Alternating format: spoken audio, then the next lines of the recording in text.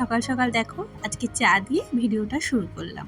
সকালবেলা একটা মাছ রেখেছিল, আর আজকে হলো চায়ের ভিডিওটা পরে করিনি, একটাই কারণ যে সকালবেলা না যখন চা করেছিলাম সবার হয়েছিল, চা আমার হয়নি, মানে আমার ভাগে আর পড়েনি, তার জন্য রাগ করে আমি আর তখন ভিডিওই করিনি।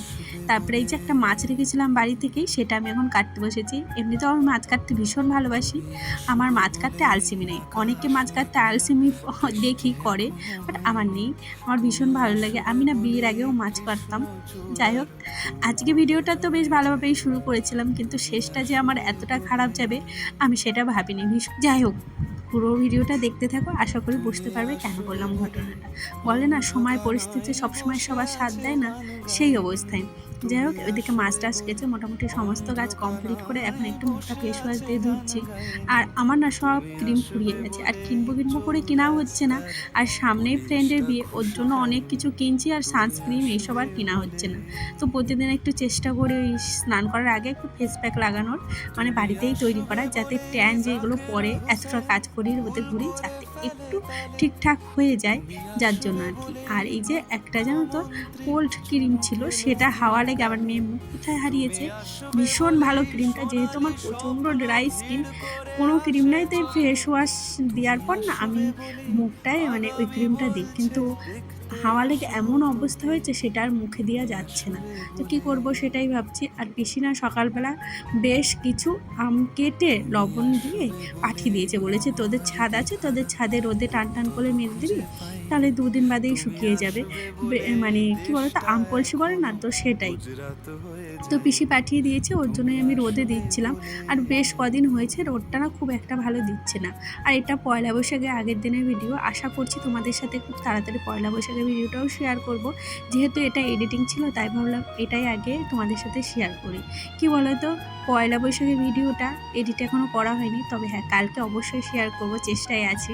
না হলে তার পরের দিন, প্রতিদিন চাইলেও আমি ভিডিও দিতে পারছি না, অনেকটা কষ্ট হয়ে যায় সমস্ত কাজ কমপ্লিট করে। আর সকাল সকাল আমি আজকে একটু অন্য পদ্ধতি মানে শেয়ার করলাম তোমাদের সাথে। অনেককে দেখেছি এরকম চিকচিকিতে না হাঁড়ির পেছনে লাগিয়ে রান্না করে, তো আজকেও আমি করেছি, বাট আমার ভুলে একটু প্রবলেম হয়েছে, তবে এর পরের দিন আর এই ভুলটা হবে না। যাই হোক, এইদিকে যেহেতু মনটা ভীষণ খারাপ ছিল, তার জন্য আর আজকে ভিডিও করিনি।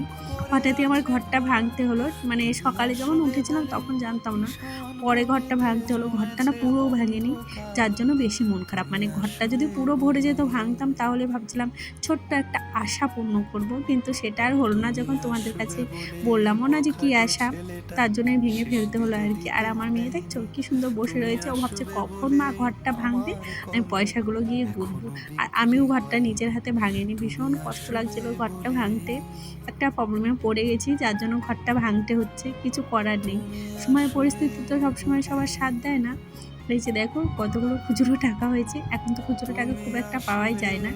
আর এই যে গুনছিলাম সবাই মিলে, আর আমাদের বাড়িতে যেহেতু অনেক লোক, সবাই মিলেই গুনছিলাম।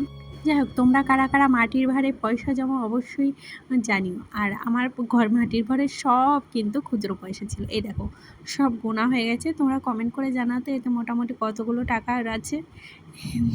জানি বলতে পারবে না, এটা সম্ভবও নয়। এই ঘরটা ভাঙার পর আজকে আর মনটা ঠিকঠাক ছিল না, একটু শুয়েছিলাম, মেয়েকে নিয়ে উঠে দেখছি প্রায় সন্ধ্যা হব। তখন আমি এই গাছগুলো নিয়ে বসেছি, অনেকগুলো গাছ জানো তো, কিছুদিন ভাবছি যত্ন করব, আর করা হচ্ছে না।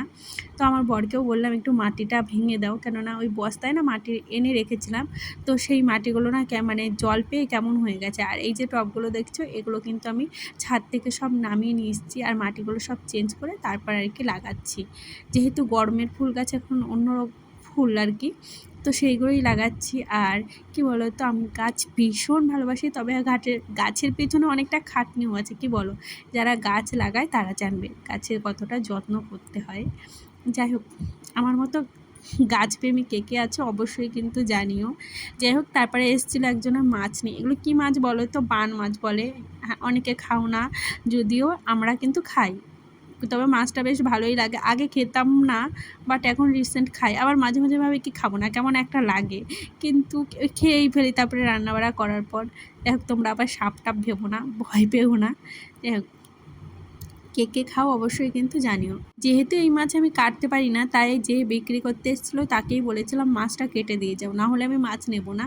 তো সেই মাছটা কেটে দিয়েছিল। আর এই দেখো দুটো মাছ এখনও আছে, সব মাছ দিয়ে দিচ্ছিলো, বাট আমি সব মাছ নিইনি, কেন এত মাছ কে খাবে বলো। আমি মাছ কাটতে ভয় পাই না, তবে কিছু কিছু মাছ আছে যেগুলো আমি কাটতে ভীষণ ভয় পাই, মানে ইচ্ছাই করে না কাটতে।